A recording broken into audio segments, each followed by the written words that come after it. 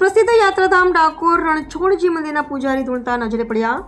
પોતાની ઓળખ પોલીસ ગોળ તરીકે આપનાર વિષ્ણુપ્રસાદ સેવકનો વિડીયો તેમના જ ફેસબુક એકાઉન્ટમાંથી થયો વાયરલ। આ સેવક મહાશય પોતાના ઘરે જ ધૂણી અને લોકોના કામ કર્યાનું આપી રહ્યા છે નિવેદન। એક પીએસઆઈનું કામ પણ કર્યું, જેમાં અત્યારે એને ખૂબ સુખ શાંતિ હોવાનું સેવક કરી રહ્યા છે। પોતાની ઓળખ પોલીસ ગોળ તરીકે આપનાર વિષ્ણુપ્રસાદ સેવકે વિડીયો વાયરલ થયા પછી માફી પણ માંગી। એ તો અનુભવ તમને છે ને, ખાલી તમને મદદમાં બોલાવડાયેલા હે, અને તો જે વસ્તુ બંધાઈ એવો રડતો તો પીએસઆઈ હે, આખું ઘર રડતું હતું। અમારા ઉમાને ઘેર મારા ખોરામ માથું મૂકીને રડતા હતા, અને મેં ટાઈમ આવ્યો કે પરમ દિવસ હું તારે ઘેર આવું છું અને મારા એક મિત્રના જોડે બોલાવી લાવું છું, તારું બધું જ સારું।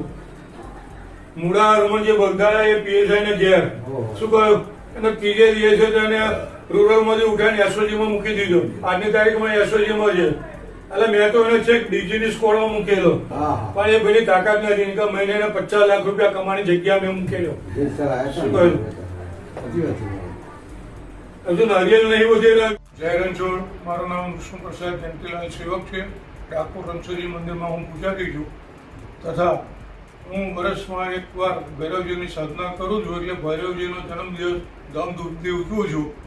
અને આજે સવારે જે વિડીયો વાયરલ થયો છે સોશિયલ મીડિયા ઉપર અને ટીવીમાં, એ વિડીયો જે વાયરલ થયો હોવાથી જે કંઈ બોલેલું છું એ બદલ હું માફી માગું છું।